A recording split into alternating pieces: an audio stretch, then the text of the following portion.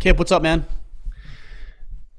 The world is upside down. Everything is up. Everything is up in the air. Everything that was down is up, land. and everything that was down is up is now down. It's like a backwards world we live in. Yeah. What's the popular show? It's the upside down world. What's the? I don't know.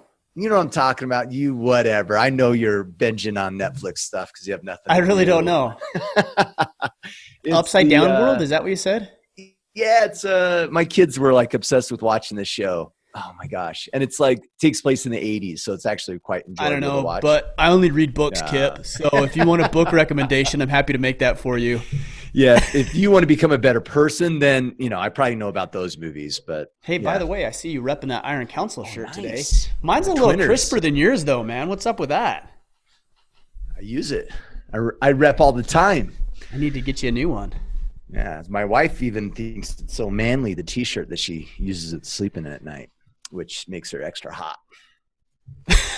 Good to know. Check. Yeah, well, let's go back to the crazy world to the upside down world. Oh my goodness. Unreal. I mean, the amount of cancel culture and outrage, and it's just it's insanity. So I'm sure we might mention, or I don't know, will we address any of it in the questions today? I didn't even look at the questions. Yeah, maybe some of them. We might get to some of these things. I just can't. I as of this morning, I believe George Floyd's his funeral's today. Is it? Okay. I know there was a memorial the other day, I think. Yeah, and I don't want to take away from the fact that like a life was taken, right? And someone's dad and son has passed horrific. away. But like 8,000 people, I think, are in attendance of the funerals. Like, do they know him? Like. Yeah, I mean, look, I'm not gonna guess people's motives, and that's one thing I'm really trying to make a conscious effort of, and I'm not perfect at it by any means. Yeah. But I don't know. I'm not going to guess their motives, but I am going to assume that there's a lot of political posturing, a lot of pandering. Oh yeah, Joe Biden, him and George, apparently were pals, right? Well enough for Joe Biden to step up and have something to be said about his life. I don't know. To me that's almost like if I don't know. Again, it's just my perspective, but that's almost insulting. It's like, why are you here? Yeah. Oh, because you can score some political points. Gotcha. So it's not about what's actually happened. It's about the political points behind it. Well, and that's how I feel about a handful of all these things. I would be insulted, completely insulted, if some presidential politician got involved with like a loved one of mine's like funeral for like political gain. I'd be completely pissed off. I'd be like, how dare you? You didn't know him. Exactly. Right. It's just crazy. And we talked about this. They have a choice too, I'm sure. Like, you can close the funeral up. Right. Yeah. So you have the choice for sure. too. Well, and we were talking about this a little bit earlier, but like something I read yesterday is like one of the board members of Reddit's like stepping down in hopes that they fill his position with a black member. That's his way of like, stopping Which is racism. Interesting because I hadn't heard of that, but when you told me that, that's actually racism. Yeah, totally. It's like not by the judgment of your character or skill or anything else, but like seriously, like it's the same thing with women too. It happens with women too. It's like, well, we want more women in the workforce. Well, when they're qualified and there's a qualified woman, I agree. Yes, totally. The most qualified individual should get that position. Black or brown or white, female, male, trans, whatever. The most qualified individual ought to get that position. Yeah.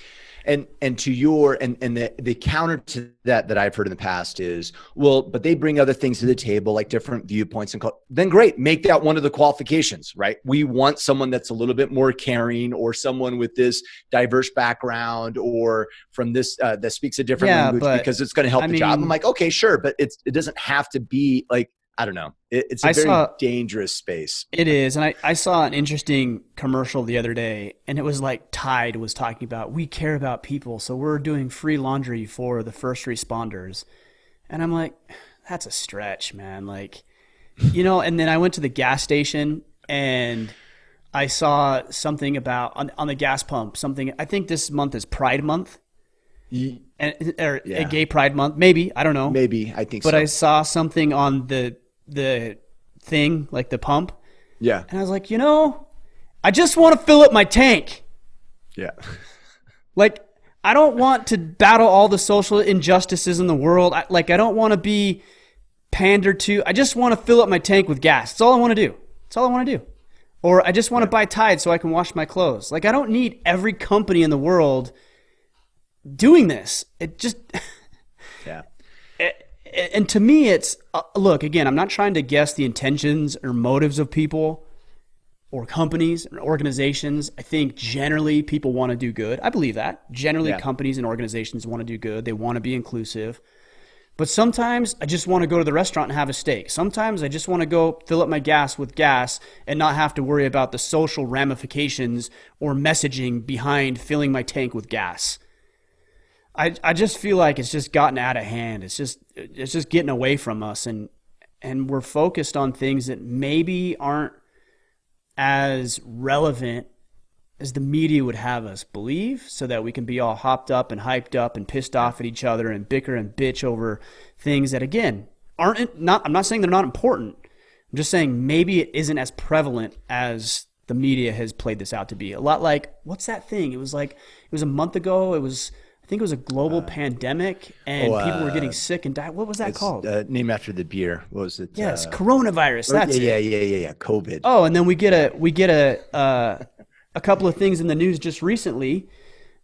One, it was from healthcare workers, healthcare professionals, suggesting that basically, it's okay. We actually support protests if it has to do with this stuff, but not if it has to do with this stuff.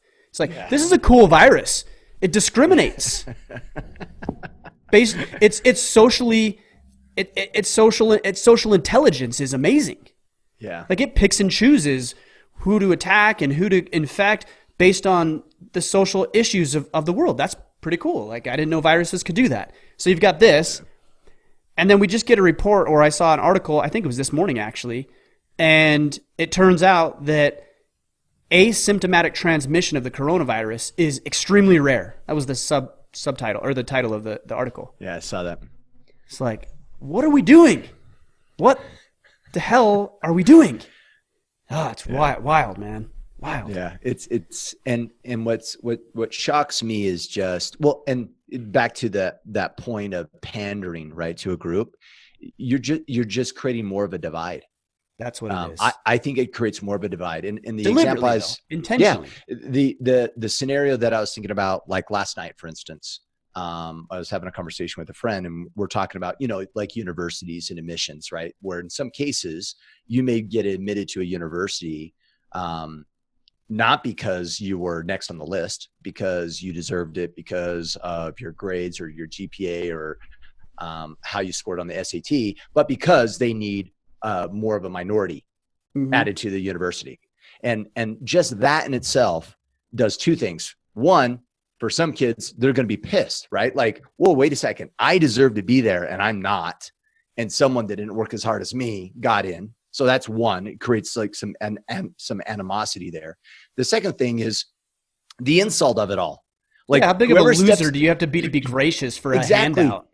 Yeah, exactly. Like what person's going to apply for that board member job at Reddit and go, oh, well, I got this just because, we're pandering to the black guy, right? Like, right. Seriously, like I would be insulted if I got a phone call from Reddit saying, hey, you should come in. We'd really like to consider you for this position. I'd be like, the only reason why I got this position is because that guy stepped down and because of the color of my skin.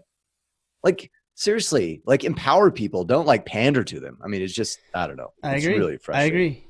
So I'm gonna turn this into jiu-jitsu because that's what we have a tendency to do. And I just found out that there's some all guys things out there relate to jiu-jitsu who have a drinking game based on our conversations. Every time we mention jiu-jitsu, they have to take a drink. So apparently there's a drinking game with these guys. Jiu-jitsu. So I was thinking about it Is last it really? night. Yeah, that's what he said. I think he was just joking. Maybe, I don't know. He said. That's funny. I think it's funny. So I think it's funny. You guys are going to get wasted after listening to this one. So I was rolling last night, and one of the guys I roll with, he's a brown belt. He's really good. He's tall. He's lanky. He's like, I'm not real well paired against him because he's a brown belt, and also because of his body type. Like, I'm short and compact, and he's long. It just doesn't work well for me. It doesn't go over well. And I was talking to him after the thing, and I said something like, oh, just take it easy on me. And he's like, I don't take it easy ever. And he was joking, but serious at the same time. Yeah. which is the right attitude, by the way. Yeah. And I said, good, Yeah. because I don't want you to take it easy. Like, if I lose, I want to lose because you win 100%. If I win, I want to win because you win 100%, and I just did it better. Yeah. And that's the attitude that we need to have. Yeah. It's like, I don't want a handout. Like, I want it to be an equal and level playing field, and I want to rise to the top based on my merits, based on what I did well. So we have this system in society. It's a meritocracy, right? The one that performs the best rises to the top.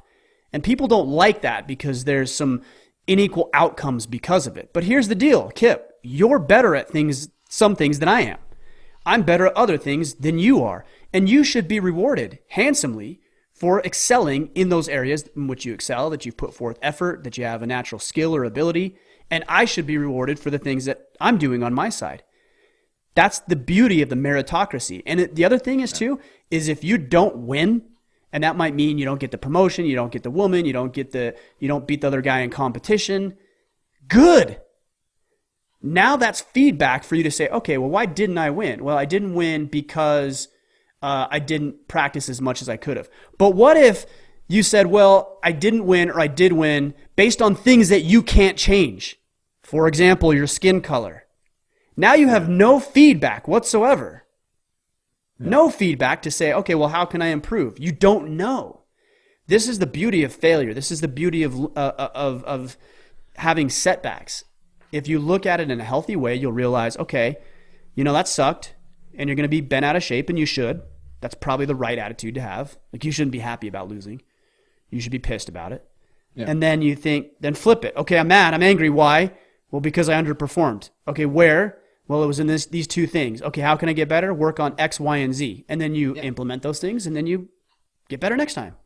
Yeah, and most people don't get that mindset unless they're frustrated, right? Like you get your butt kicked at jiu-jitsu and you're frustrated. You're like, oh, like I got destroyed. You should be. And then you get in a place where like, oh my gosh, I got to change this. Right. Mm-hmm. Versus if the guy just pandered to you, you'd be like, oh yeah, I did okay, and you're not motivated. Like, and it was, I actually think too, Ryan, is I think in that scenario, right? If we're using the example of the brown belt, rolling with the less guy and not taking it too easy on him, is we kind of pander because it's comfortable for us. Like, I might feel bad if I like just walk through someone. Mm-hmm. Like I might feel sorry for him a little bit. And it's kind of selfish as well. And I was even thinking about this I know this is a really weird scenario, but like I was thinking my 1.5-year-old, I'm putting him in his crib and he's crying. And it's kind of funny. He's been sleeping great lately. And now all of a sudden he's like, does not want to be in that crib. Right. He's like, this fight's going to sleep every night. Out. Right. Yeah. And of course he's like pulling the, mommy, please. And I'm like, oh, he's I so good at it. Yeah, he's so cute, right? And it's funny because I thought about him like my unwillingness to just put him down in his crib and walk out. Is that for me or him? Yes, good point. And of course. And it was really for me. Because I was feeling bad. You were feeling uncomfortable. Yeah, I wasn't doing what's best maybe for him. I'm perpetuating some bad habit. Oh, you scream? Okay, I'll come reward you, right? Because I feel bad about leaving you in there. It's to spare yourself. Not him. and I'm being selfish, not necessarily doing what's best for him in that circumstance. That's what I found, and a lot of nice guys deal with this. The quote unquote nice guy syndrome is. In Robert Glover's book, No More Mr. Nice Guy, he actually talks about this. He says, nice guys are the most selfish people in the world. Because nice guys don't, and look, if you're listening and you're a nice guy, just honestly assess if this is you. It's not that you care so much about other people.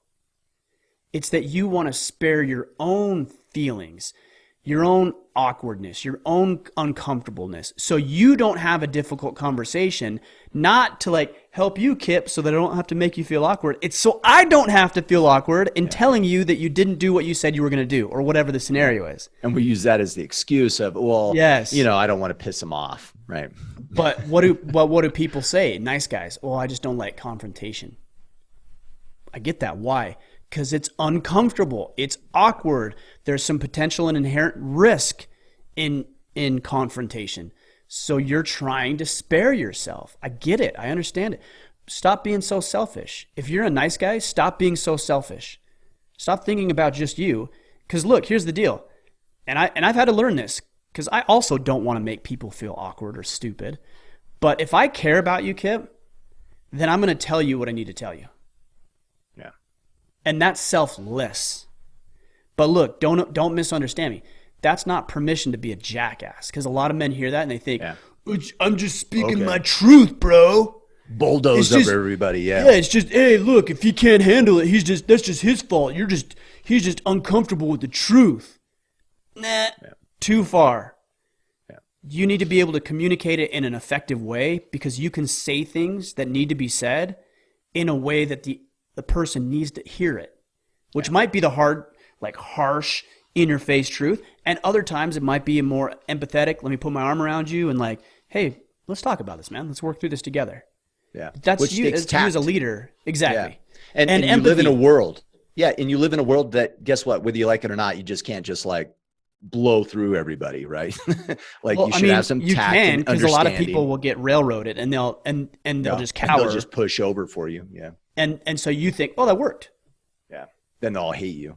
Then they'll hate you and they'll undermine you and then won't ever listen to you again. So it's, Anyways. Upside down. In the upside down. We're in the upside down. The upside down world. All right. Let's do it, man. Let's do some questions. You just throw those. It's kind of like meow every once in a while. Meow. Random question. Next question by Nick Burns. Jiu-jitsu. What is the All right. So we're fielding questions from our Facebook group. That's facebook.com/group/Order of Man. Join us there. Join the conversation. And, you know, do something more than just like, I don't know. That's the other thing. I have to say this. I think that there's a purpose void.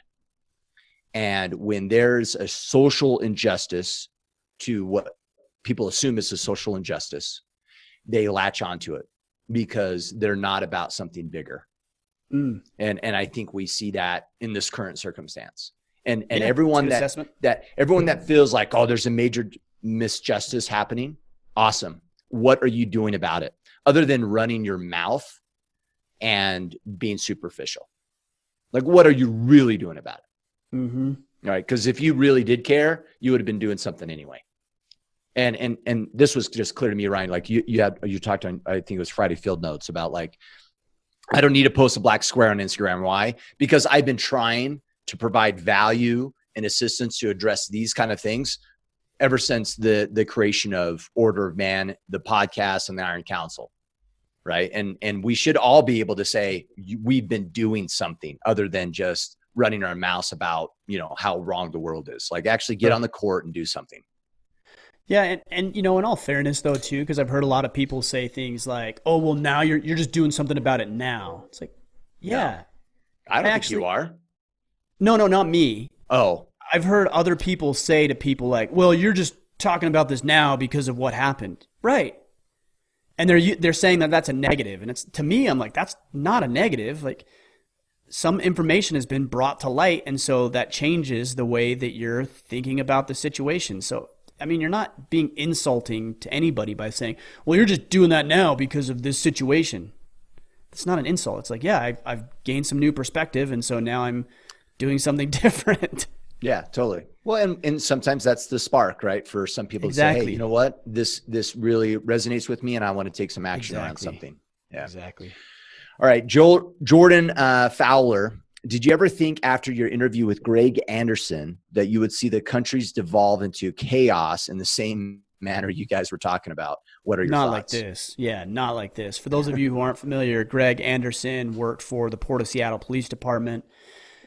He was let go for quote unquote insubordination. We had him on the podcast several weeks ago. The YouTube video that he posted, right? Yeah.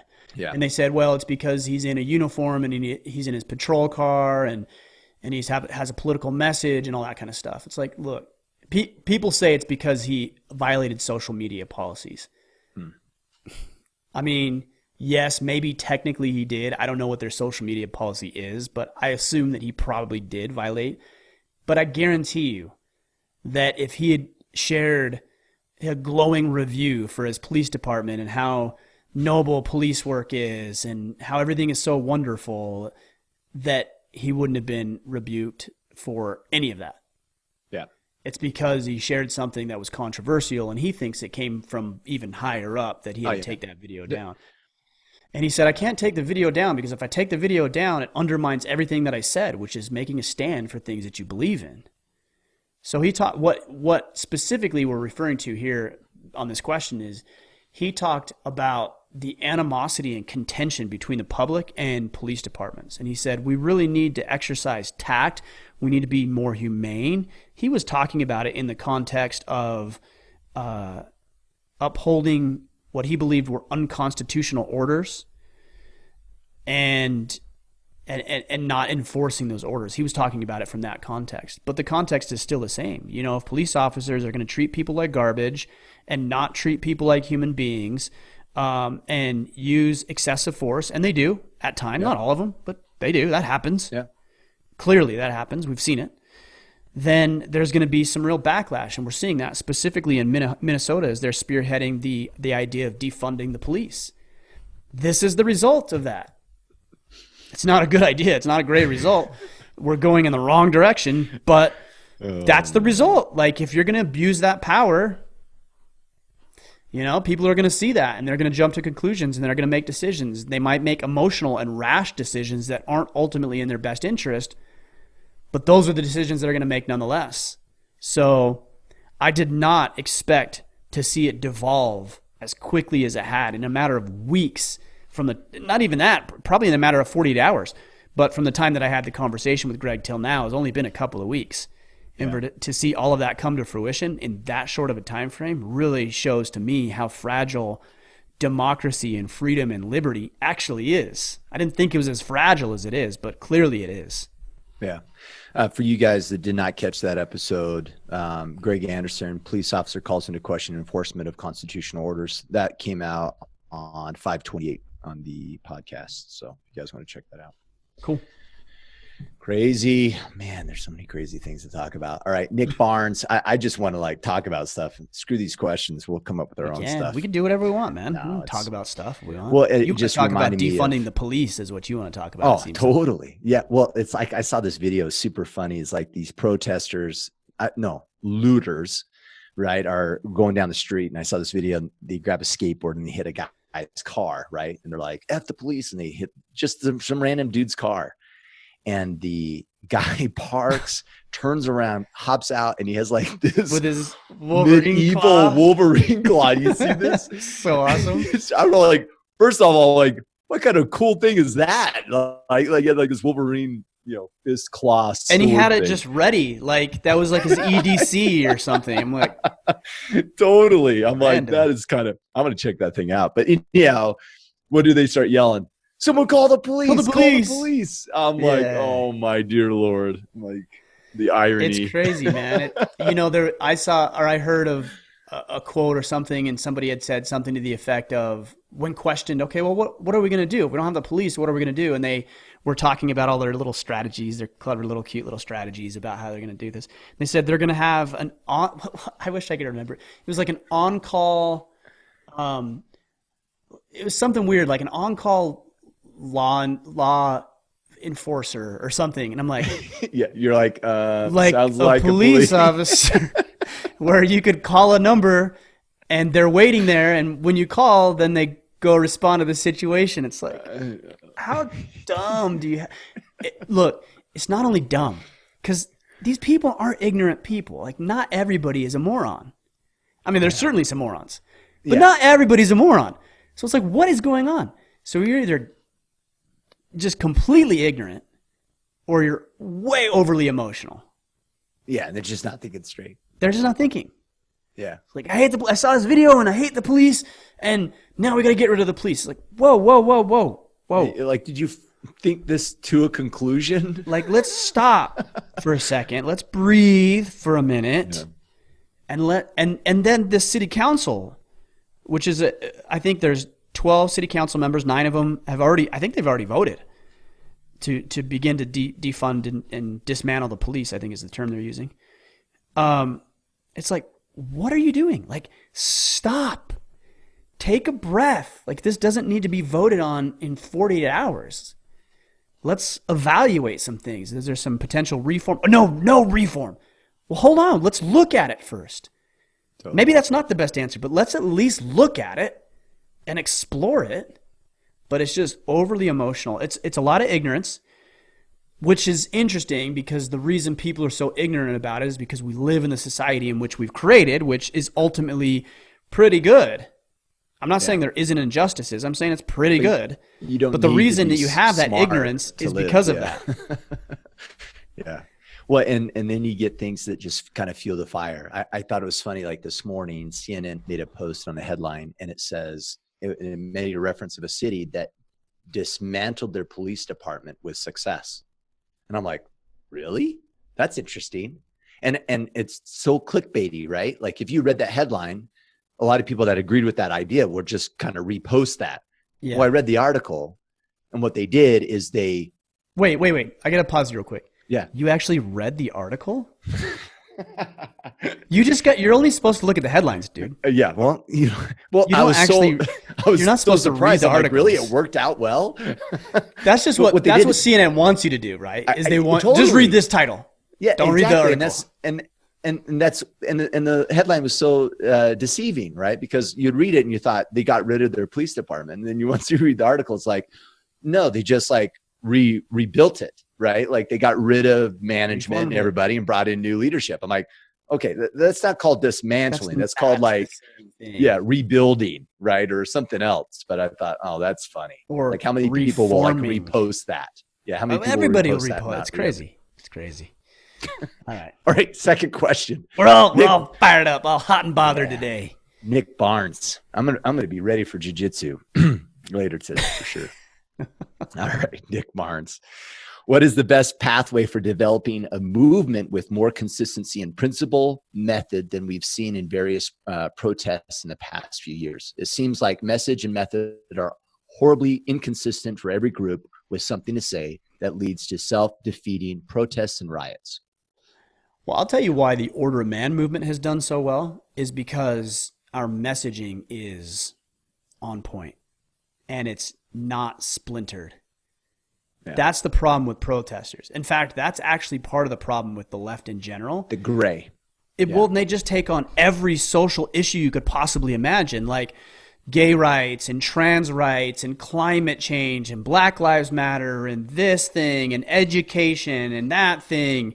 And so they begin to take on so many things. And what it ends up doing is it creates these little factions that, they start bickering with each other and they start disagreeing. And this group splintered off from this group and they believe this and then these believe this and these people believe this.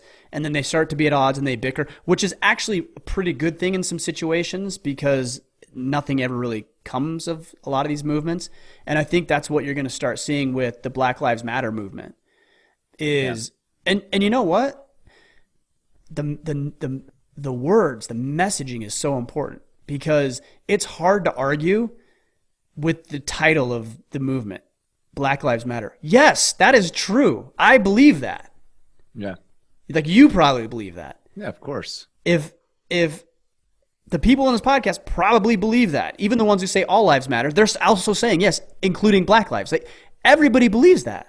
Yeah. So by default, you're like, okay, we're on board because I obviously agree with the title. Yeah. Right. So that's a messaging win. Yeah. They won the messaging. They won the narrative.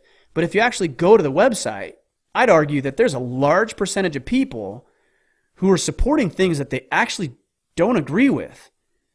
Yeah. Like Black Lives Matter doesn't, for example, support the nuclear family. The Western, I think they termed it the Western view of the nuclear family. What? You don't support having because they say that we need to get the community involved. The community needs to be involved in raising our children, which I agree to a degree, but that shouldn't undermine or take precedent over having a mother and a father in the home. That's because they don't want to tackle the bigger issue of a bunch of fatherless homes.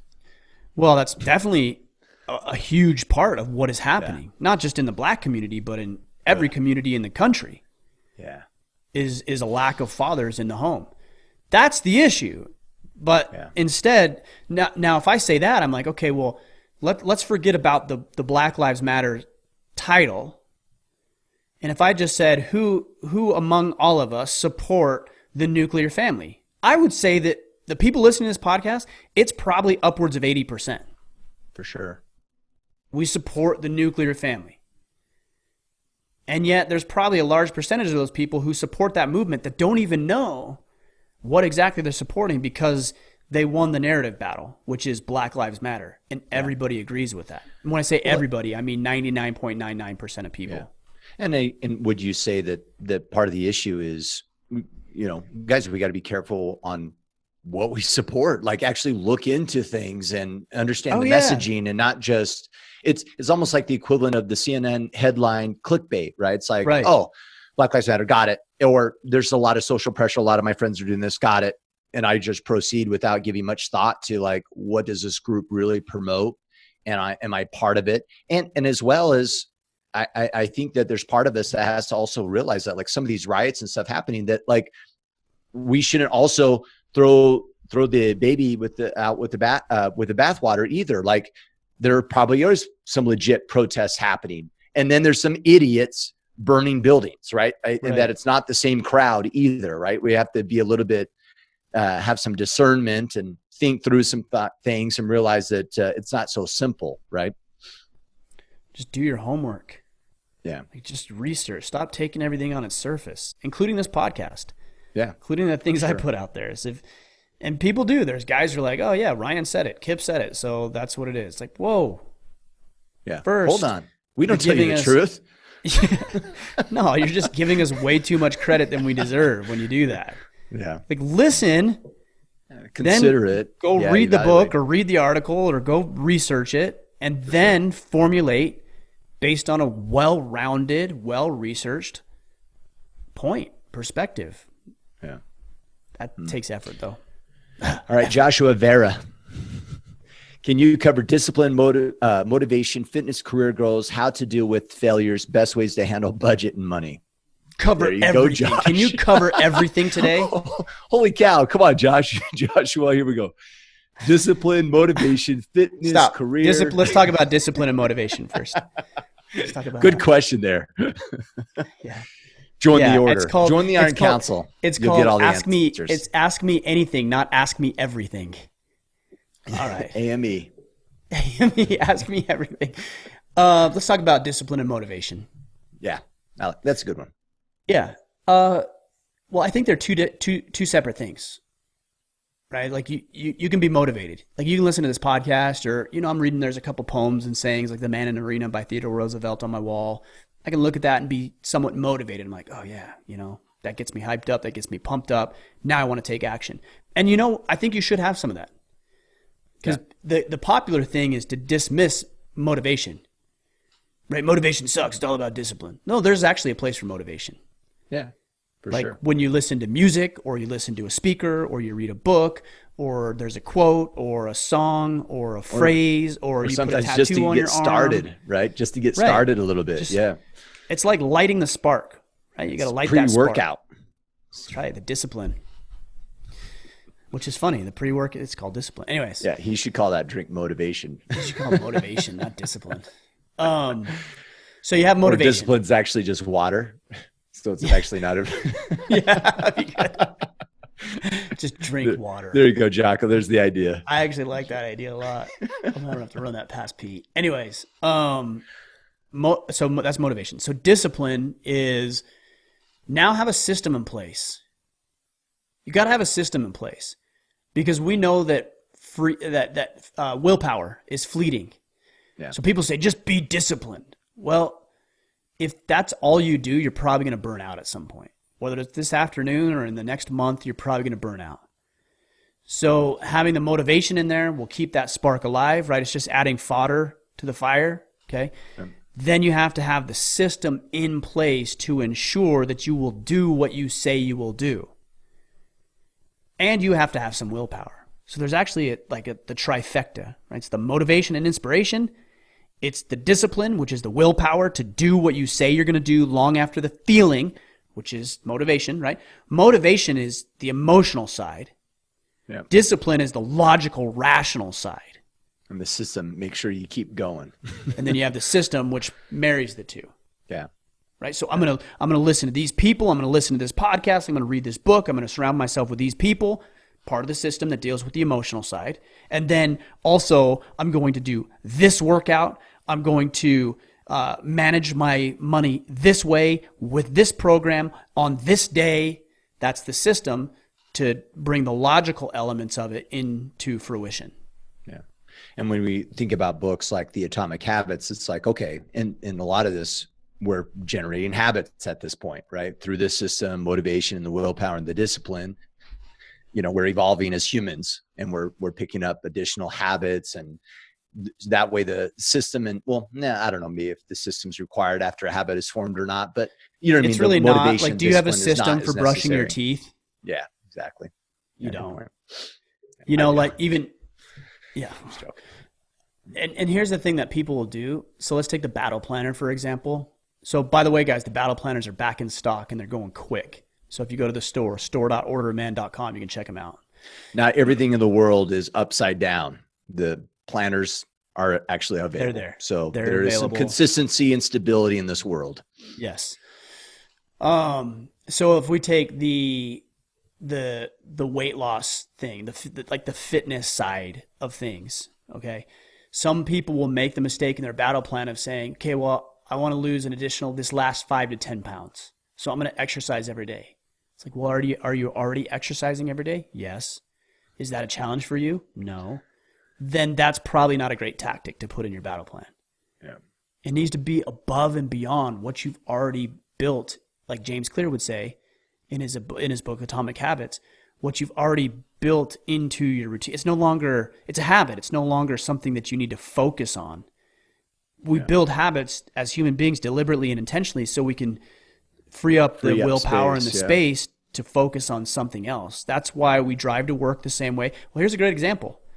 Have you ever driven, got in your car, got on the road, and you were going out to spend time with your family or take your wife on a date, and you drove straight to your office instead of the restaurant? Totally. Yeah, because it's a habit. Yeah. Like it's literally hardwired into your brain at this point, and you don't even have to think about it, which is why when you're not thinking, it's like, and you show up at your office, you're like, or your wife says, hey, you missed the turn. You're like, wait, what? Where was I going? Oh, I was going to the office. That's a habit. That's where you want those things to be so that you can focus on other things that are more significant, more meaningful, allow more growth, those sorts of things. So I look at that trifecta. So I kind of like that framework, which we kind of just unpackaged here in the podcast. Did you want to draw a picture? The emotion? No, I think you guys can get it's a triangle. It's just a triangle. Emotions, logic. Emotions are motivation. Logic is the discipline, and then the system in place to make sure it works. Got it. Did you see that post? I'm not sure if it was Facebook or in the Iron Council where guys were like grabbing screenshots of us from the podcast and like best submitted funny photo or something. Yes. I didn't see them all, but I saw someone had your drawing up or holding it up. Funny. Oh man. All right. So Steven Zeeler, have you read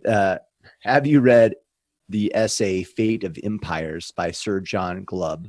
And do you see the countless parallels to the American empire today? I haven't read it. What is it called? Fate of Empires? Fate of Empires by Sir John Glubb. Yeah, I'm going to have to actually write that down now. Too. Fate of Empires. Got it. What else? All right, Mr. Alphabet, what is your plan on expanding Order of Man internationally? I think that the talk here is very valuable for those who don't understand English. Would you be interested in franchising Order of Man in different languages? How hard would it be to get the permission to translate your book? I feel like you summarize and conclude the idea of many books you recommend and refine them very well by mixing them with your life experiences and your intelligence that many men should hear and learn. I like this guy. He seems like an intelligent guy. Well, thank you. Thank you first and foremost for the vote of confidence.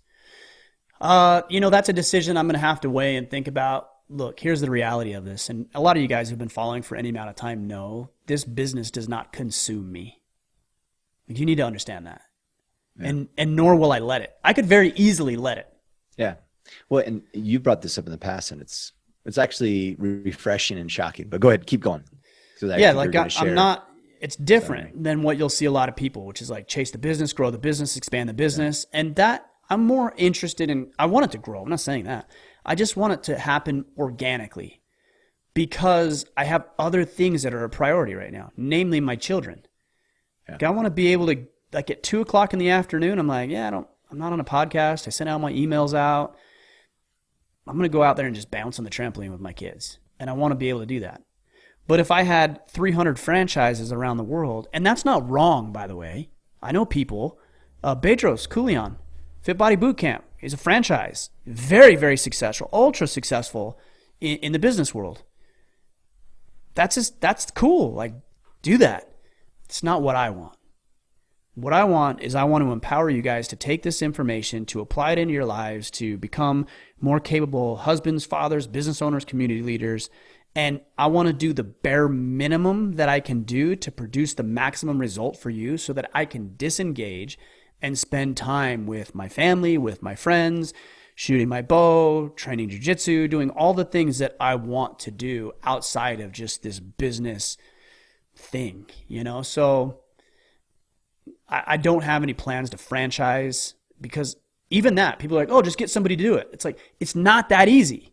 Yeah. Because you need to get somebody to do it, then you need to hire them, then there's quality control, then there's consistency in branding and messaging, and I need to hire somebody to do that. Oh, just hire people. Well, then I got to hire the person, then I got to pay and do the HR, then I got to ensure that somebody's hired to help manage that person. It just snowballs. So all of this stuff will happen organically. There's probably events that we'll do internationally. In the Iron Council, we have guys who are all over the world. Yeah. And those guys are meeting up digitally and physically too. So there's opportunities. We have like a couple quasi-international teams. Yeah. Right. Yeah. So that's where I'm at. Cool. There you go. Mr. Davijadori. Nah, I tried. Alphabet. Well, join the IC, do some recruiting on your side, and get a handful of guys that all speak Italian or whatever, and have a battle team that is in that primary language. Totally. That's something that we could easily do. That would actually and then just really maybe cool. Have that battle team leader do the translations for assignments or whatever for that team, and done. Now we have an international team. Really cool. Yeah. Now I'm intrigued. Keep going. Keep going. All right. Lorenzo Bianchi. There's a way out from the monolithic model. Oh, I think I saw this popping out. Was it monolithic? I can't remember. I think I saw this at one point. Is that how you spell monolithic? I don't know. I haven't seen it. I think I saw it. I saw it a couple of weeks ago or whenever it was. Yeah. It's written as monolithic. Okay. Maybe you spelt it wrong. And according to Microsoft Word, it is spelled incorrectly. All right. Way out from the monolithic model of thinking for the modern world. It is monolithic? Is that what you're saying? Yeah, it's spelled wrong, and I fixed it. As we see in the last few days, things are going to evolve badly. Sorry for the bad English. That's funny. You acknowledged it. Good. Yeah. Well, when you say monolithic, you could be talking about the federal government. You could be talking about a world government, which I think is a huge problem because everybody has different cultures and ideas and beliefs and principles. And so when you start tribes, right. And so when you start getting all of these people together who have differing perspectives and viewpoints, I mean, just take guns, for example. Like, imagine England and the United States, or Canada and the United States, being under one government. Like, how is that going to work? Like, how is it going to work to take, even if you talk about religion, a predominantly Christian group of people and put them with Muslims? Like, how's that going to work? I'm not saying that we can't get along. I'm just saying, like, doesn't that create friction? And that is not the foundation for a healthy society. And even with the federal government, the best way to get away from that is how it was intended, which is state governments. Because what's right for Utah is not what's right for Maine. And so if the federal government is dictating that both of us do the same thing, like think about it this way. New York, all right, the state of New York, and even further than that, New York City, how in the world is that anything like Farmington, Maine? Yeah. It's different. And they should be managed different because there's different people. And this is actually part of the reason that we have the Electoral College, which is a good thing. Yeah. So many people, and we're going to hear about this more and more, dismantle the Electoral College. No. So stupid. Because we don't want the heavily populated areas, the coasts mostly, the coastal cities, to dictate the tone and the direction of the entire country, because that's a recipe for disaster. So we need state control.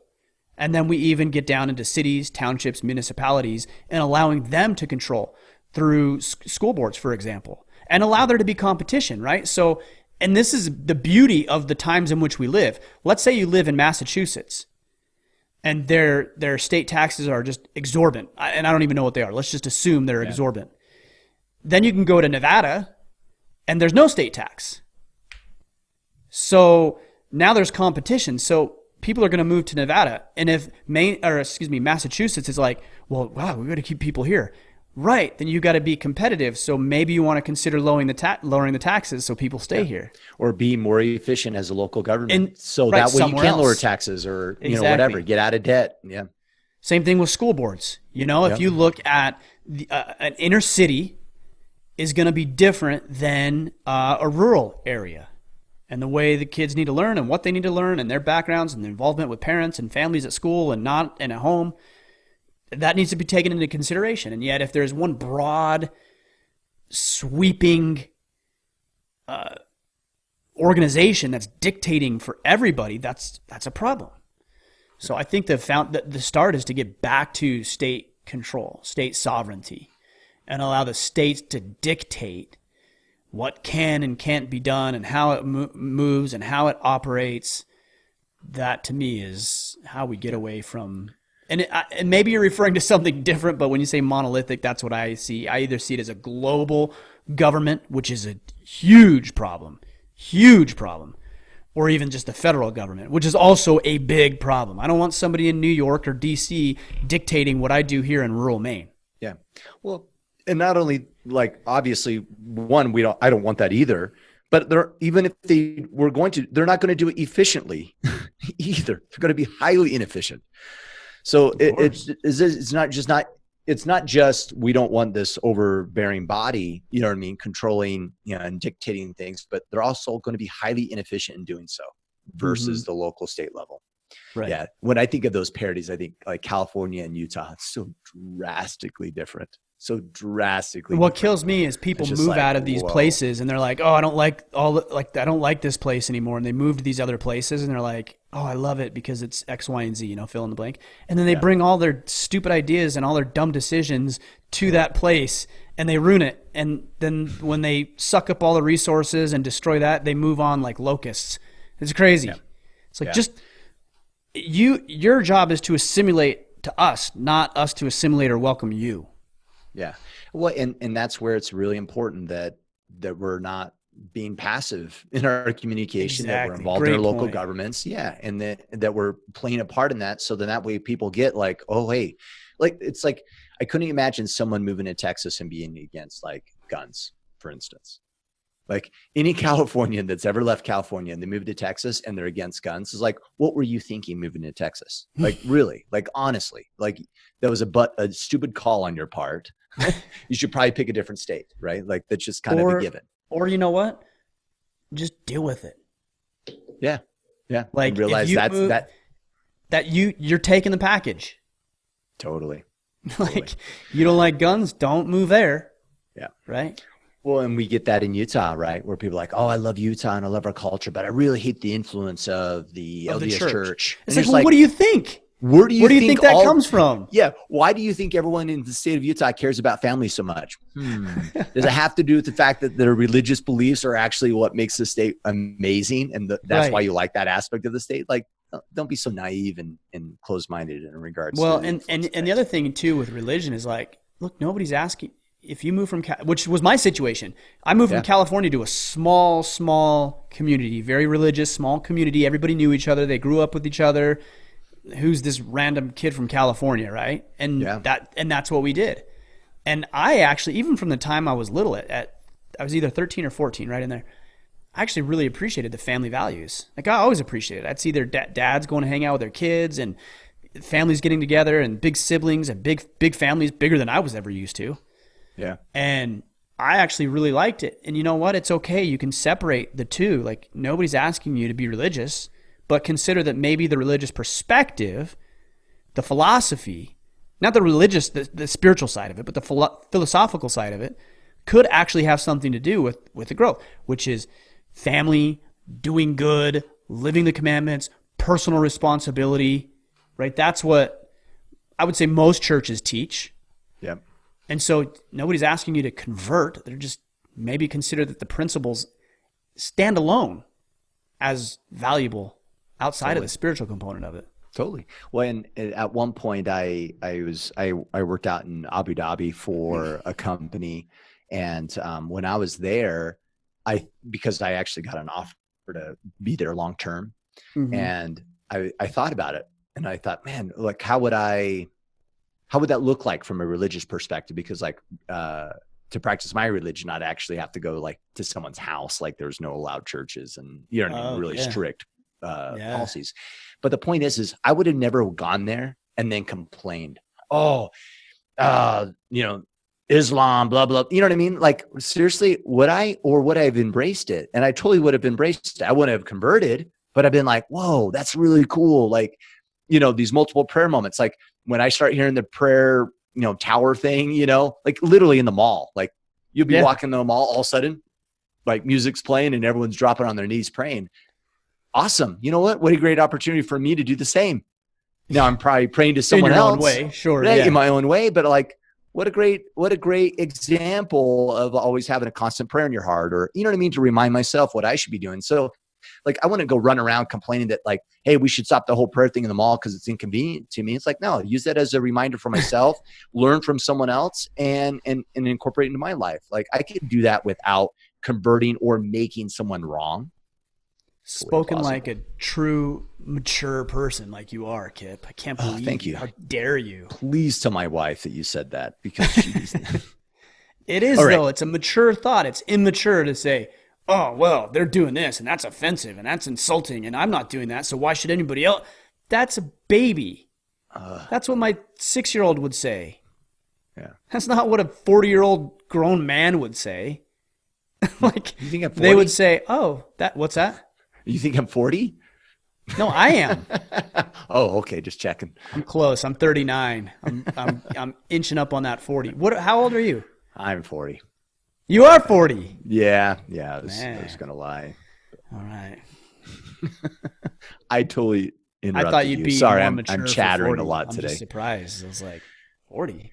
Thought he'd be more mature than what this. were you saying? I'm sorry, Brian. I don't know. I totally disrupted. That's what I was just saying. That's a mature thought. It's like you're seeing it and you're thinking, okay, well, that's what these people do. You might even think it's weird. You're like, that's weird, but whatever. I'm just going to keep doing my thing. And like, that's okay. Just keep doing your thing. Drive on. You don't need to change anybody else because it's not convenient or you don't like it or happens to conflict with what you believe. Just cool. Do your thing. I'll do mine. Yeah, totally. All right. Tristan Schinzel, what are your thoughts on the American space program's return to glory with SpaceX? Did you watch the launch the other day? I did, yeah. Cool. Yeah. I think it's awesome. I think, man, for the first time in history to be, a large part of it has to do with the privatization of SpaceX. Like, I think that's great. Me too. And so I think space travel will become increasingly less expensive, which I think will be great. I think that it'll be a place where there's a lot more exploration and risk-taking and innovation, which will translate not only into the space program, but other avenues and facets of our lives. Man, I think it's an amazing thing. And to watch that and to see that and I don't know all the terminology, but the rocket booster or whatever separate and then land back on the thing. For reuse. Yeah. Like that's what I'm talking about. On a drone pad in the middle of the ocean, an unmanned boat. Innovation, right? And that Dude. you can't tell me that technology isn't going to be used somewhere else in some other fashion or some other form, or reconfigured or rethought in order to produce a more valuable life for ourselves. In fact, probably a lot of what Elon Musk used with Tesla over the past, I don't know, 15 years or so. I don't know how long Tesla's been around. I don't know. Probably a lot of what he's learned, it probably was applied to his technology within SpaceX. So it's awesome. It's great. It's so cool. I think it's awesome. And exciting. I think it's wonderful that it's becoming more privately funded as opposed to publicly funded as well. I'm not saying there's anything wrong with publicly funding space exploration. We've been doing that since the dawn of man, right? I mean, think about how government funded, Columbus, was funded via Spain, right? That's a good point. Right. So we've been doing that. We've been funding exploration by our people to discover, to see what else is new and what else is out there since we've been around. So I think it's a wonderful thing. Yeah, this morning actually I saw an article I have bookmarked that I want to read, but apparently they push more satellites, and they're like for bandwidth in space, and the speeds of connectivity are like insanely high. Kind of interesting. Where is this? Concept. Did you say? The satellites that they put into the orbit that are for like I don't know if they're using it for the internet, but like the speeds between the satellites. So imagine outside, in space, you have these satellites that are interconnectivity. Mm-hmm. You know what I mean? And you're getting better bandwidth, right? Like even the SpaceX that shot off the other day, do you know how fast that thing was going? I think it was like 1,600 miles per hour. Yeah. And almost like that too. Yeah, in 5 minutes. So it's like, imagine a scenario by which you leave Florida, you go up into space, and you go back to Japan or China, and it took you like 20 minutes. 20 minutes. Yeah. Like that's awesome. Isn't that a crazy thought process? Like you could get somewhere so fast by going into space first and then coming back down. I'm like, that's crazy. That's amazing. Yeah. There's really cool stuff, man. It's going to be awesome. All right. Wes Donahoe, what's the best way to practice ownership of mistakes and problems without setting yourself up to be the whipping boy? I don't understand how you'd be setting yourself up as a whipping boy to take ownership. Well, because it's my mistake, and then people then run with that. Right. Okay. So, what you need to understand, there's a difference between fault and responsibility. Yeah, good call. If you're at fault, you're accepting the burden of the fault, which the punishment comes with the fault, right? You screwed up. You're punished. You're fired. We're letting you go. You're demoted. You're whatever, right? You're going to jail. Like if it's your fault, okay, that's different than responsibility. You could actually do both. It could be your fault and you could take responsibility for it, but they're different. They're not the same. Yeah. So it could actually not be your fault. So let's say, Kip, you and I are working on a project. Let's say we're doing our podcast, and I send the files over to you, and you're like, hey, I'm gonna publish these. I'm gonna make them available. I send them to you, and then you lose them, or they get destroyed, or whatever. Well, that's your fault because you messed up. Yeah. But I also have some responsibility because maybe I should have backed it up. Maybe there's some things I should do so that doesn't happen again. So if you accidentally lose them or whatever, then I've got to back up, and then there's systems and things in place. Maybe not my fault, but I'm going to accept the burden. And it is a burden because there's more work you need to do. I'm going to accept the burden of responsibility.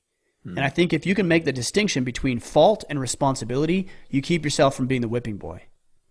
Hey, you know what? Here's what happened. Objectively, here's what happened. Here's how the project fell apart. Here's how the team didn't perform.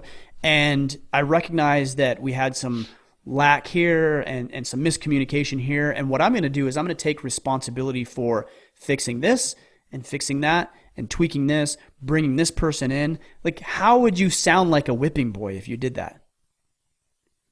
You're not going to sound like a whipping boy if you said, hey, you know what? Like, yeah, man, we had a breakdown in communication, and that's why there was a mess up in the timing. So you know what? Here's how we're going to do this next time. We're going to make sure we use this method or mode of communication, and we're going to use these processes and systems. That doesn't sound like a wimp. That doesn't sound like a whipping boy. That sounds like somebody who's bold and who's assertive and who is a leader and can communicate effectively and rally the troops to complete the mission in a more effective manner next time. Yeah. Now, if you just said, "Oh, sorry guys, it's my fault. My bad. Yeah. Oh, my bad. I don't know. Sorry," and you kind of like make light of it, yeah, you should be treated like the whipping boy because you're acting like it. Yeah. So just step up, be more assertive, and fix the problems. Yeah. And fault is just, it stops there, right? It's like, oh, that was my fault. My bad. Okay. Now what? Like, what are you going to do now? Are you going to accept some responsibility now? Yeah. What are you going to change? That's why when I hear people say sorry, it's like, my son says that. He says that a lot. He's like, "Sorry, Dad." I'm like, dude, I don't want to hear you're sorry. Yeah. Sorry I appreciate that, but it's empty. Accept the responsibility, which means that you say sorry, you're going to make amends. That's not bad in and of itself. And then you change the behavior so the action doesn't happen again. I like that. I like that from a parenting perspective of like, hey, I'm okay with the sorry, but what would be more effective is you can say sorry, but then follow it up with like, what are you going to do now? Right. Because I'd love to hear that. Hey, Dad, sorry. Next time I'll make sure to. Here's what I'm going to do. Blah, blah, blah, blah, blah. Right. So then that way they follow that thought process to a conclusion of what they need to do next time to grow. Yeah. Because even in the act of apologizing or accepting fault, sometimes there might be a tendency of playing the victim. Like, yeah, I'm sorry I messed up, but it was because of X, Y, and Z. Yeah. And so you accept it and then you like shirk it, right? Like dodge it. Like, yeah, I screwed up, but it was because Kip didn't do X, Y, and Z. Yeah. Or it's a story about themselves. Sorry, and then there's some internal dialogue of I'm never good enough and I always make mistakes and victim. Yeah. And then it's just like a self-loathing instead of like, okay, what am I going to do to change that? So that actually might be true, right? There might be some situations that hindered you. Maybe you didn't have the best upbringing. Maybe you didn't get the proper training or whatever. This could even go back to race. You could go back and potentially say, yeah, I was kept down or I was treated unfairly because of my race or because of any number of things. Maybe that's actually true. Okay. Just because it's true and you accept that it's true or acknowledge it doesn't make it go away. So like now what are you going to do about it? Yeah. What are you going to do about it? Yeah. So a black individual, for example, might be their battle. Is some of that discrimination. And like I actually saw a quote, and I can't remember who it was, but a baseball player said, he said, "I've been called the N-word hundreds of times as I was leaving the baseball field, from adults to kids, hundreds." And I'm like, games. What? Yeah, games. I'm like, what? Jeez. I can't even fathom that. Like, what? Who would say that? As an athlete, where you're kind of you would think you're looked up to, and then you have people just be mean to you. Yeah. And it's more than just mean. That's more than mean. It's like hatred, you suck is mean. Yeah. But using even that language would bother me. yeah. Well, that's just part of the deal, right? It's like, but that language is not acceptable. But even still, and I'm not condoning the behavior, I'm like, okay, well, that is your battle. Because that's the reality. So I'm not being dismissive of it by any means. I'm saying that's horrific behavior. That's disgusting and despicable. But it's also your battle. And so this gentleman, this individual has overcome it, obviously, right? He still has to deal with it. And all of us have different battles. So even just placing yourself in the victim category, it actually might be true. There might be some victimization. But that doesn't absolve you of the responsibility. Again, that's separate. The responsibility then to conduct yourself in a different way or do something. I think about Jackie Robinson. How much harder must he have had to have worked in order to overcome those color barriers? Like how much, like imagine if those barriers weren't there, how much better he could have maybe even been or acknowledged or playing time. But he had to, just how much better of an athlete did he have to be in order to overcome that? And yet he did it. Yeah. Because there was some victimization there, no doubt. And there was also some responsibility that said, you know what, I'm going to win in spite of this victimization. And that is powerful. That's amazing. Amazing. Super cool. All right, Ronald Bartlett, may I get your permission to use Order of Man in the title for a local meetup in Omaha Nebraska. I remember that some time ago that you were contemplating something along these lines for local chapters, as it were. And I don't want to step on toes. The thought is to discuss Order Man podcasts, topics, hold each other accountable, to each other's battle plans, crowdsource solutions, help each other out, develop a band of brothers, organize and put actions to a community. I welcome your ideas and feedback on this. Thank you. And please know that I appreciate you and Kip and the Order Man and what you guys are doing. Cool. What's his name? Ronald Bartlett. Okay. So Ronald, first, appreciate it, man. Very cool. Like, I love that you're stepping up. I love that you're taking the information, you're applying it. Sounds like you have some good systems in place. As far as feedback, what I could give you is just be consistent. If it's just you that shows up for 3 months, cool. If it's you and one other guy for 3 months, cool. But there comes a point where it turns. And I saw it in this movement. I saw it when I tried to do a pickup game of basketball with some guys in the area, is when you're starting something new, you're going to be the only one on board, or maybe a couple of you. And then you have to be consistent, because eventually people will see, oh, he's serious about it. And it has nothing to do with you. It just has to do with the fact that people have been let down before.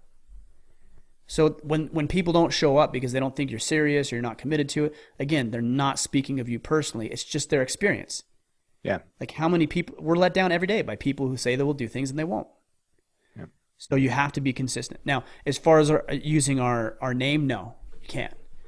Because this is not only this movement, but it's my business. Yeah. It's our organization. And anything that you put to it, like, there's no quality control. Like, the things that you're saying you're going to talk about are awesome. I love it. I'm not dismissing any of that. But I don't know what you're going to say. I don't know what you're talking about. I have no idea. And so I'm not going to put my name behind it unless I knew. Yeah. So you can talk about the Order Man principles. You can talk about the book. You can talk about whatever, right? But you just can't. It's not an Order of Man meetup, because it's not. It's not an Order of Man meetup. The events that we hold are Order of Man sanctioned meetups. Yeah. And I think it kind of goes back to that question earlier, Ryan, about, like, we were talking about Black Lives Matters and controlling the message, and the consistency is that this is part of what you need to do to ensure that when people hear Order of Man, that it's actually in line with the correct principles and what we do here on the podcast, and it represents Iron Council and those kind of things. So. Yeah. Okay. The only exception to that has been Iron Council meetups, because we have team leaders who are conducting and hosting those meetups. And so they are acting under that. As representatives almost. Yeah. Right. Yeah. Yeah. Yep. Copy.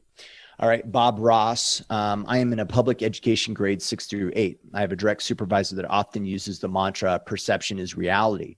I have had a difficult time agreeing with this and would be interested to hear your take on this mantra. I want to be open-minded and positive, but I find this difficult to align myself with. This phrase is never used in reference to classroom, but more public relation type situations. I might agree with your perception is your reality. Your thoughts and opinions would be greatly appreciated. Keep up the great work, fellas. So he already said the answer. So perception is reality is not the full statement, or at least it shouldn't be. Yeah. Perception is reality. Reality for who? Yeah. Reality. Is your perception my reality? No. So that statement is misleading. The accuracy should be, your perception is your reality. And by the way, reality isn't objective. It's subjective. Yeah. So your reality is different than mine. If it was objective, your reality would be the same as mine. Clearly it isn't, which means that it's subjective. So when that phrase gets brought up, your perception is your reality, you'd say it like that, I agree with that. What that allows me to do is that allows me to be empathetic to what somebody else might be perceiving, so that I can adjust my message or my leadership strategy or style to fit their reality. This is not to be confused with truth, and I hate the phrase my truth. It's so dumb. It's such a dumb phrase, because it's not. I know what people mean. They don't mean objective truth. What they mean is, oh, that's my perception. Then just say that. Don't say your truth. Just say that's my perception. That's my opinion. That's my perspective. Because that's what it is. It's not your truth. Let's not mess with words here. Okay, truth is objective truth. Okay, so yeah, I don't think there's anything wrong with the term, just as long as it's understood and used correctly. Okay. Your perception, so the way you're feeling about something, Kip, is not my reality. It's actually part of the problem. We're in the mess that we're in right now. So take Drew Brees, for example. So Drew Brees is in some hot water because he was interviewed on Yahoo News or something like that, and the interviewer asked him about his thought about kneeling in the flag, and he said, I will never respect anybody who's kneeling for the flag. And when I think of what the flag means to me, I think of my grandfathers who did this and this, and he went on to explain that, and he got roasted. Now everybody's entitled to their opinion. Yeah. But what they said is well, Drew Brees, it was never about the flag. It was about police brutality. It was about discrimination. And I can appreciate that.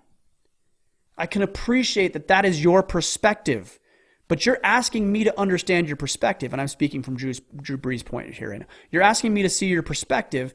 I would ask that you also see mine. Yeah. Because when I look at this flag right here, that means something different to me than it might mean to you. And so when you say it's never about the flag, well, actually is about the flag, because if it wasn't about the flag, then you would protest in a different way, but you chose to do it there. And I get it. You chose to do it there because it would be controversial and it would be noticeable and it would be public. Again, I can actually appreciate that. Because the point of a protest is to do it when you're not supposed to do it. Otherwise, it's not really a protest. You're rebelling in a way. So it has to be done in a controversial manner. I can appreciate it being done in a controversial manner, but that doesn't get to absolve you of understanding what my perspective is on that flag. So you could say, well, it's not about the flag. My perception is my reality. If that flag means freedom, liberty, independence, and represents all the men and women who have died to ensure that we have that lifestyle, and you do something that I perceive, you may not consider it disrespectful, but I perceive as being disrespectful, then my perception is that you are being disrespectful. And you could explain till you're blue in the face. Oh, but it's about this and it's about, that's all wonderful. But my perception is that when you kneel for the flag is disrespectful. And people will say, well, kneeling is the ultimate sign of respect. Not during the national anthem. Yeah, it's when we stand up. Yeah. We have collectively agreed through a couple of 100 years plus of this country that we stand and we put our hand over our heart or salute if you're in uniform when reciting the Pledge of Allegiance or the national anthem. So you say, well, kneeling is the ultimate sign of respect. No, as a society, we have said that the ultimate sign of respect during the flag is to stand at attention and put your hand over your heart. And if you don't do that, you're welcome to. You're welcome to that. That's what we fought for. You have the right to do that. But your right doesn't supersede mine, and your perception doesn't supersede mine. We all get to have our perceptions of it. So I will strive, and this is what I'm making a conscious effort to do. I will strive to understand other people's perspectives. And I ask that they strive to understand my perspective. And we don't even need to be in agreement. We don't need to be in agreement, but we do need to understand that there's some different perspectives. If it wasn't about that flag, it wouldn't have been protested during that flag. But it was done there deliberately and intentionally because it would get people riled up. And it was effective, right? It was very effective. Yeah. So if it wasn't about the flag, pick something else. No, we want to do it about win the national anthem. Then it has something to do with that piece of cloth. And that's another whole other conversation. Right, it's just a piece of cloth. Yes, that right there that represents something. Is probably worth $10. The wood, the metal thing on it, the cloth, $10, $15 maybe. You're right, it's just a piece of cloth. Nobody's worshiping the cloth. We're honoring what that represents. Collectively, we've said this is what, in fact, look at it. What do the 50 stars represent? What does the union, the blue, represent? What do the 13 stripes represent? What do the colors represent? This is symbolism. We all have it. Same thing with the shirt you're wearing, the shirt we're wearing, right? Yeah. Everything has symbolism. Everything has meaning. And my perception, I feel like I got way off on a tangent here, but my perception is we need to be respectful of that. Your perception is that's not a sign of disrespect.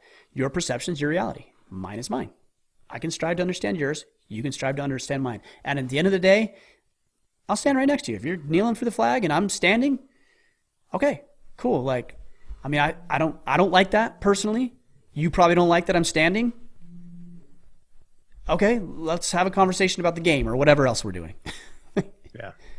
Yeah, copy. All right, Nick Larson, couple quick questions actually, if you're good with these. Yeah, and then we better wrap it up here. Yeah, let's go with these quick ones. Eric Page, how do you manage the task you give your kids without overstressing them? Chores, homework, learning to be a man. Your eldest even works with orders. Is there something you watch for or do during those conversations? What was the first part? How do I watch for how do you what? manage Stress? how do you manage the task you give your kids without overstressing them? Oh yeah, I just look for clues, and all kids have them. All adults have them too. You know, like my wife was really upset the other day about something. I knew she was upset. Like it wasn't hard to figure it out, right? She put out the vibes, yeah. Yeah, then it's your job to figure out. I think it had something to do with her calling me an asshole. I'm like, oh yeah, so she's upset. Okay, now what? Right? Like she had to be that obvious for you to think about it. So now you got to figure it out. It's a game. It's not a game in that it's like trivial. It's a game in that it's like, okay, it's like Clue. Like, what's going on here? What's up with this? The best thing to do is ask. Now, sometimes with women, they don't respond. I'm fine. Okay, clearly you're not fine. So that approach isn't going to work. So maybe I can be empathetic. Yeah. And I could, flank her a little bit, right? And try to figure out that way. Or your kids. Like, when your kids are tired, right? Don't you? Yeah. It's when they're exhausted. They're like melting. Yes. And you're like, what in the hell is wrong with my child? Then you look at the clock and you're like, oh, it's 11 p.m. They're like destroyed. Yeah. Or, oh, they were out at the lake all day in the sun. Got it. So your job in giving them responsibility, look, we're not giving them responsibility for the sake of giving them responsibility. That's what we need to understand. There's meaning, there's purpose to it. Yeah. Like I don't have my kids, my oldest and my second actually does some too. I don't have those boys do orders just like so they can do orders. It's not about the orders. It's about learning responsibility. It's about inventory management and the math that goes behind it and the financial ramifications of the cost of supplies and shipping and how the technology of working on the computer and how do we work with distributors. And it's the significance and the meaning of it. And then they learn hard work and work ethic and doing things when they don't want to do it. And if I start to see things that are undermining my reasons for doing it, I know I got to take a step back because it's not working. So if I just stack it to the brim, and a lot of men are guilty of this. I want my kid to work hard. Right. But it's not about working hard. It's about teaching them work ethic. Yeah, it's how to work. Yes. So if you're teaching them that it's completely miserable and you should despise it and you should hate it and you should just work for like 5 days so you have 2 days off, then, that's it. You got to remember why you're doing it. And if what you're doing is undermining the reason why, then you got to take a step back and reevaluate and say, why am I doing this? Because sometimes we don't do all the orders. Like in fact, before I got on this call, we had 86 orders to fulfill. And I was like, man, we're never going to get through all this. Now, in this case, we actually did. We got through the 86. But some days it wouldn't have worked because he would have been pissed. And, okay, hey, you know what we're going to do? Let's get through half. Like, what if we just make a dent? We'll just get through half. And then we'll have to do these tomorrow. Like they don't go away, but at least we'll get through half and we'll feel good about that. And he's like, okay, cool. And then we come back renewed tomorrow and it's fine.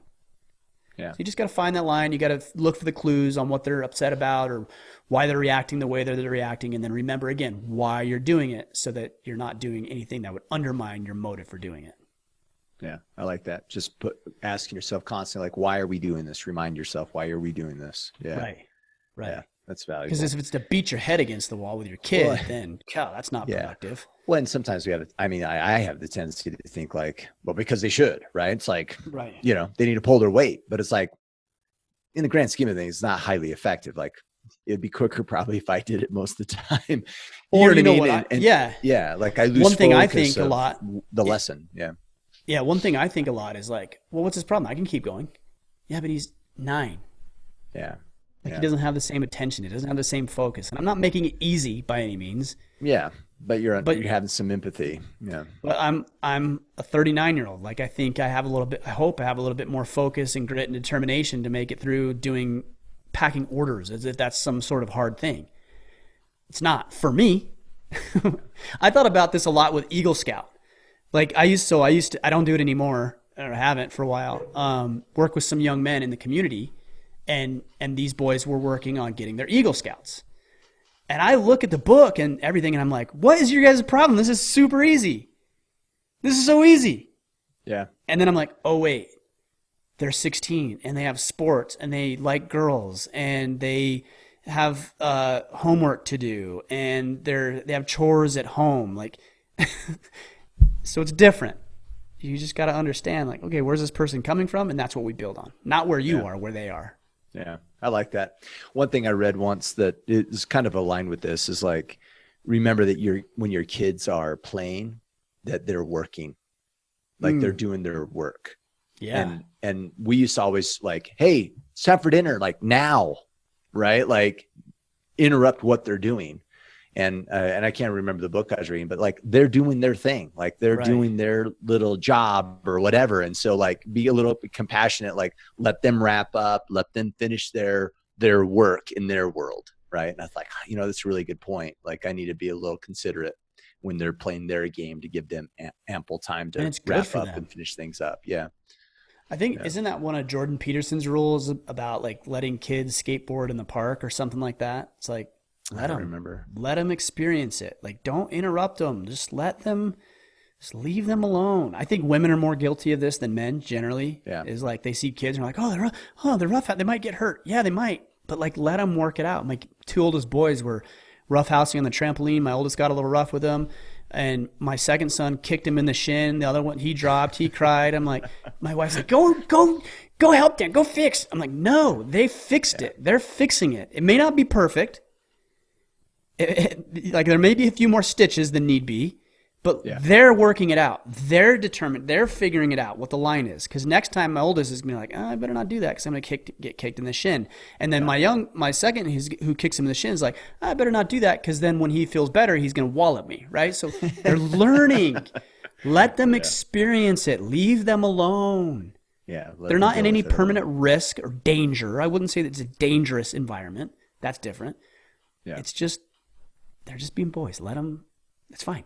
Just let them do their thing. All right, we better wrap things up. Okay. This last question, though, I think it's valuable just to point out really quick around events. Chris Baber, he says, you mentioned something about 30-day class via email in the Sean Whalen episode. Can you tell us when that will begin? It'll probably be mid next week, I would say. I'm just wrapping up the emails. Yeah, I'm just wrapping up the emails this week. In fact, I'm going to do some more of those battle this ready? afternoon. Yeah, 30 days to battle readiness. So, cool. I'll get that to you next week, I would say. Okay, very good. All right. Other episodes or other events, let's just cover those first. So September 3rd through the 6th of this year is the Legacy event. That's for boys through the ages of 8 to 15. To join us in Maine with your son, go to orderofman.com/legacy to learn more and to register. And then we also have the Order of Man main event, and that's October 9th through the 11th. Still have some open spots for those guys within the Iron Council. There will be a dinner the night of the 8th. To learn more, go to orderofman.com/main event. And of course, to support the podcast or to band with us, you can do so in a number of different ways. We mentioned this earlier via the Facebook group, facebook.com/group/orderman, the exclusive brotherhood, the Iron Council. Go to orderofman.com/Iron Council. And then, of course, everything from YouTube to podcasts to following Ryan on Twitter or Instagram at Ryan Mickler. Those are all excellent ways to support the podcast. And of course, I think you mentioned this earlier, Ryan, we're back in stock with battle planners. Yeah. So you guys that were waiting for those to get back in stock, go to store.orderofman.com and get some wallets. Do we still have wallets? There's a few in there. Yep. Still got a few. All right, guys. Appreciate you. Keep fighting the good fight. And it is a good fight to to be the man, to be the father, to be the husband, to be a leader in your community. Man, we need it. We need it. To be a voice of reason, to use your emotions as feedback, not the only piece of feedback for making decisions, but to use what's in your heart, but then wrap it in what's in your mind, right? And be logical and rational about these things too, because these rational discussions are the things that we need to have. And then we need to act in accordance with those discussions. All right, we'll be back. I think we've got another interview tomorrow. Been 2 for the last couple of weeks, a week. So I think we've got another one tomorrow. So check it out. Make sure you subscribe. And until then, go out there, take action, and become the man you are meant to be.